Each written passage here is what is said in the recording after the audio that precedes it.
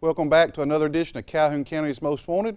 On this show is show pictures of people we're looking for and ask for help with crimes, and have some guests talk about local matters. And when you're watching this show, the election has probably happened, but as the time of filming, people are voting, and we're having a record number of people show up and exercise their democratic right to vote. No matter which side that you are on, this country was founded on the ability to choose its leaders. And today, America is showing out by showing up to the polls to vote, and we're very thankful for that. As the sheriff, myself, the probate judge, and the circuit clerk are responsible for handling all elections except for the municipal elections. And during those elections, we will be counting those votes tonight in Calhoun County, and we are going to ensure that every vote counts and that our democratic process integrity stays intact. So thank you for voting. Thank you for exercising your right. And as the sheriff, I'm very thankful that our county is concerned about its local and state and federal leaders. So thank you for a job well done. And if we would get the lineup this week, we've had 5 arrests. That brings the count up to 4,660 people arrested, all because somebody was willing to get involved. Just this week, just yesterday, we put a photo of a person that had burglarized a church in Chocolate and put it on Facebook, and within 30 minutes to an hour, that person was identified. So we truly appreciate your help. We cannot do this alone. We are in this together, and we want to be your community law enforcement. So thank you very much. We'll be back in just a few minutes after the first half of the lineup.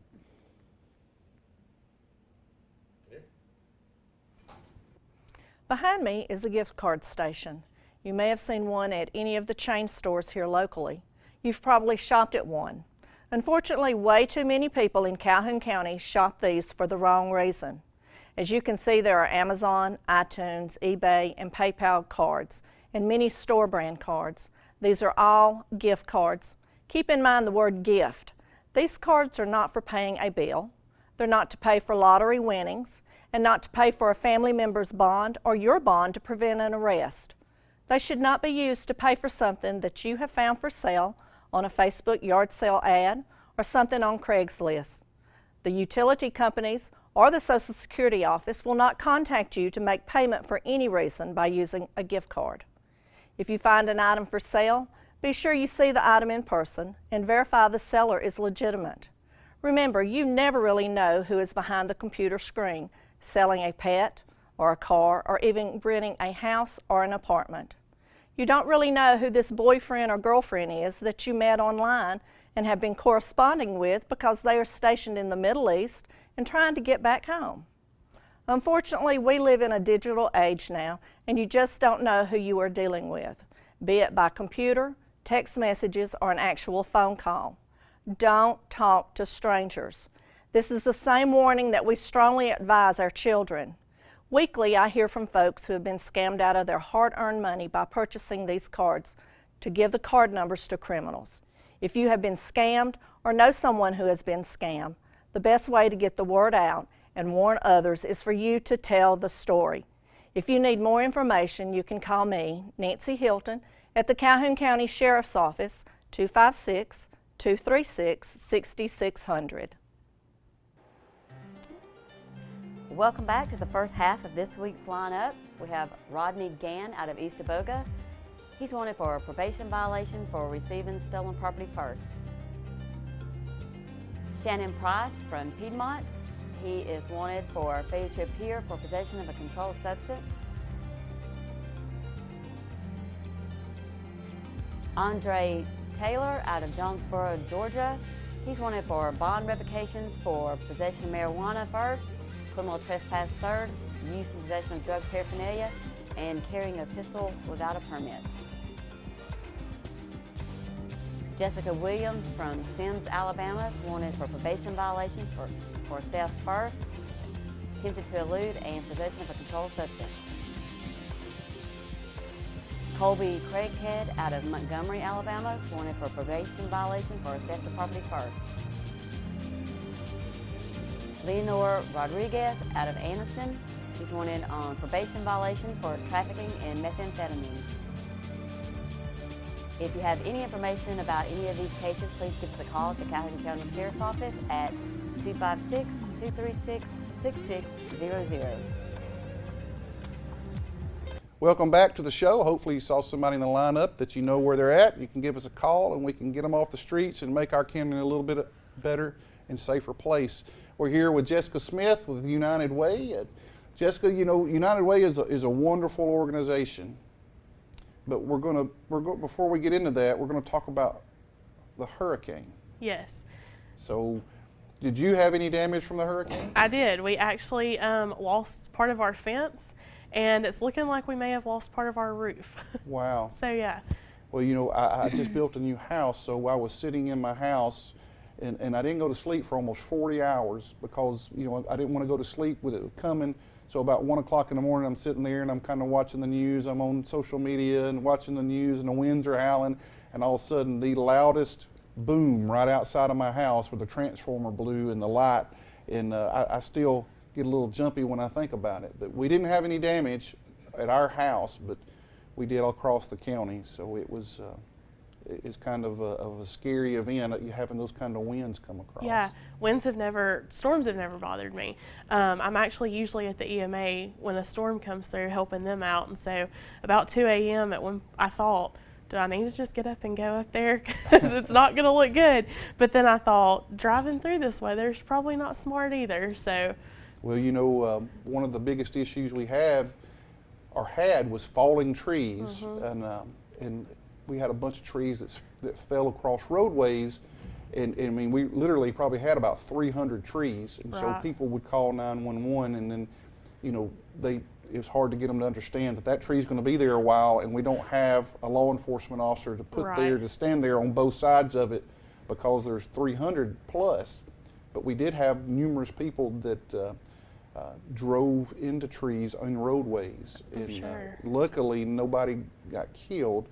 But those roadways, especially early morning hours when it's dark, yes, you know, people needed to slow down and go a little slower. But it was a major catastrophe. Definitely. When I headed up to the EMA office that morning, it took me 4 or 5 different routes to try to figure out how to get there from Sachs. I understand. Back in April, we had some straight line winds, and I was living in Sachs while we built our house, and they took down a tree in my yard, and it took out 3 of my cars. Oh, wow. So luckily nobody was hurt, but so 2020 has definitely been an odd year. For sure. But as long as everybody is safe, that's, you know, not hurt, that's a good thing.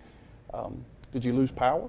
I fortunately did not lose power. We lost power about when that transformer blew, and we got it back about 3 o'clock on Halloween Day, and no gripes or complaints here. My brother works for Alabama Power, and I know how hard they work, and Alabama Power is a Class Act organization, so I know they've been working really hard to get that back. They are, definitely, and we've tried relaying that to anyone that has called to try to, you know, get help, get assistance, report an outage.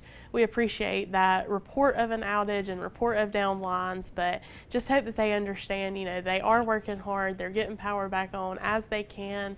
Some lines take longer to restore than others due to the damage. It may not look like a lot of damage, but having to rebuild a line and put up a pole takes a little more effort than just flipping a switch and turning power back on. You know, I leave electricity, gas, snakes, and spiders alone because all of them can hurt you and you can't see them. So, but we'll be back we're going to take a break, but we'll be back in a few minutes to talk about how United Way helps during the storms and how people can utilize 211. Yes. The services United Way, and also how they can give to United Way. So we'll be right back in just a few minutes. Welcome back to the second half of this week's lineup. We have Nathaniel Davis out of Piedmont. He's wanted for possession of a controlled substance, SORNA violation, attempted to elude, possession of marijuana second, use of possession of drug paraphernalia, and a probation violation for child abuse. Bridget Embry out of Gadsden is wanted on multiple counts of bad checks, or NWNI. Justice King out of Bay Minette is wanted for probation violation for robbery first, breaking and entering a vehicle, obstructing justice using false identity. Mary Burns out of Jacksonville is wanted on a probation revocation for possession of a controlled substance and attempting to elude. James Parkinson out of Piedmont is wanted on a bond revocation for theft of property third. Brianna Bideau out of Anniston is wanted on a failure to appear for use and possession of drug paraphernalia. Ethan Kitchens out of Anniston is wanted on a failure to appear for obstructing governmental operations and resisting arrest. If you have any information about any of these cases, please call us at the Calhoun County Sheriff's Office at 256-236-6600. Welcome back. Hopefully you saw somebody in the lineup and you can call us and we can haul them to jail. But we're back with Jessica Smith with United Way, and you know, the storm was a really big deal, you know, and thank God that in 2011 we had numerous people die. Mm-hmm. So far, I haven't heard of anybody dying in this storm, Right. but comparatively speaking, as far as damage and power outages, it's very significant, the storm we just had. And so I'm not sure of the actual numbers, but you've been dealing with Alabama Power through United Way, and had about how many houses without power? Yesterday we were informed that about 36,000 just in Calhoun County were without power. Not people, homes. Just homes, yes. To put that in perspective a little bit, in 2011, in East Alabama, 57,000 people were without power. So now just in Calhoun County, you've got 37,000 homes. So if you did the average household, just 3 or 4 people, so you're looking at 100. You know, Calhoun County has about 112, 115,000 people in it, so a majority of the county got damaged with that. So. Definitely. And like I said, fortunately, we have not seen the damage of 2011. Looking at the damage reports from the Red Cross, from the Calhoun County Baptist Disaster Team, there's a ton of trees down, but fortunately they have not been severely damaged to the houses. So that is a great thing. You can replace stuff, and you can't replace life, but it's even better if a tree does fall, that it doesn't fall on somebody's house or property. Back in April, I lost 3 cars, so my insurance provider did us right, but it's still, you know, a hard event to get over. Right. So we weren't looking to buy new vehicles or anything like that with building a house. So that was something that we had to get past. Right. So tell us a little bit about United Way, what you do, and how you're connected to helping in these storms. So United Way is, right now we serve as the president of VOAD, which is the Voluntary Organizations in Disaster, or Active in Disaster. So when a disaster happens, we activate our VOAD group, which is made up of, like I said, all the voluntary organizations in Calhoun County. That stretches from our nonprofits that are providing food assistance to these families.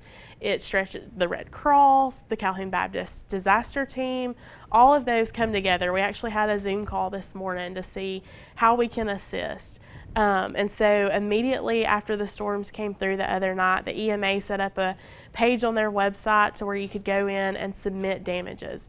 So I have access to that. The Baptist disaster team has access to that, and they are working on the down tree side of it.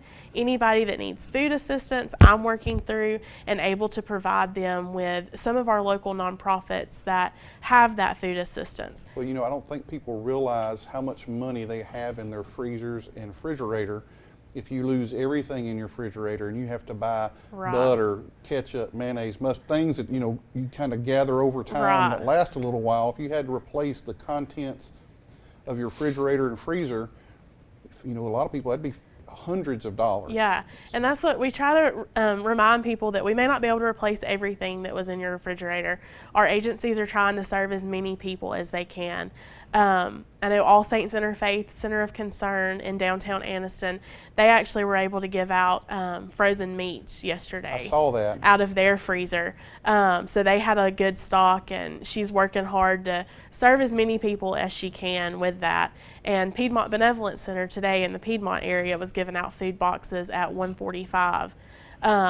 Just to sustain people until they can, you know, go back to work, get that next paycheck to help start putting food back in their refrigerator. Kids were at home, they weren't in school, so they were having to feed extra mouths while they were there.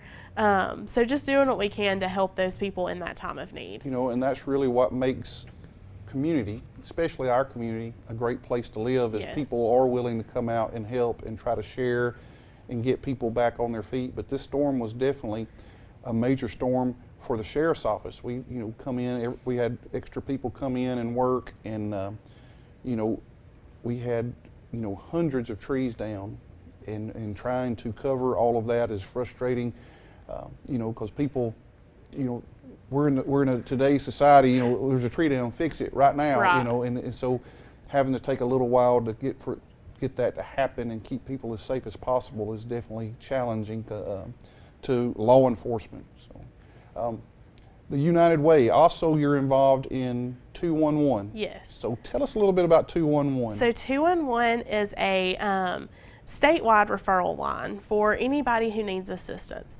Our local 211 is actually answered in Gadsden. Ruth, that's over 211 there, she works very closely with us here in Calhoun County to make sure she always has the available resources for that. So anybody that finds themselves in need of even a downed tree, or they need food assistance, they need utility assistance, they need to report a utility line down, anything that they don't know who to call, they can dial 211, give them what their need is. The 211 call specialist will search for that resource. Sometimes there's not a resource available, unfortunately. We always like to say that 211's only as good as the available resources. Sure. And if there's not a resource, sometimes there's not. Sometimes there's not, but a lot of times there is. Right. And people need to understand that 211 is out there. Right. And that they can utilize that. They're going to do their best to find them the help that they can get them. And those people, just like yourself, do that every day so they know who to call and how to do that. Definitely. So United Way is a volunteer organization, it's a nonprofit. Mm-hmm. So how can people support you for you to be able to keep supporting everybody else? Definitely. People can always support United Way through volunteering during times of storms. This has not been like your typical storm. There's not been a ton of volunteer opportunities like normal, but you can always give to United Way at our website, which is www.uweca.org. There are opportunities to give there. You can always stop by our office if you would rather give by cash or check. And we're right in the middle of campaigns. So many of our companies are doing United Way campaigns and offering payroll deduction through that. Well, good. It's a wonderful organization. For people to be able to help others, they've got to have the funding and the opportunity to do so. So if you need to give, want to give, please consider United Way, and please stay tuned. We'll be back in just a few minutes with the Crime Stopper portion of the show. All right, welcome back. Now we have some property crimes we're going to go over, and hopefully you can help us solve. Between October the 15th and October the 19th, we had a Polaris razor that was stolen from a residence located on Highway 431 in Alexandria. Between October the 27th and then October the 28th, we had a vehicle that was broken into, and the vehicle was at a residence on Noah Valley Road in Jacksonville, and some prescription medication was stolen from the vehicle. Between October the 27th and October the 28th, a horse was found dead in a pasture on Reeds Mill Road that had been shot.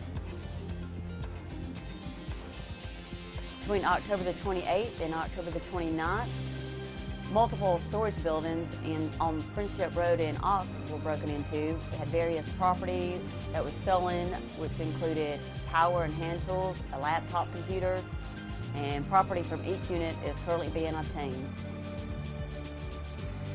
Between October the 30th and October the 31st, we had a vehicle that was broken into.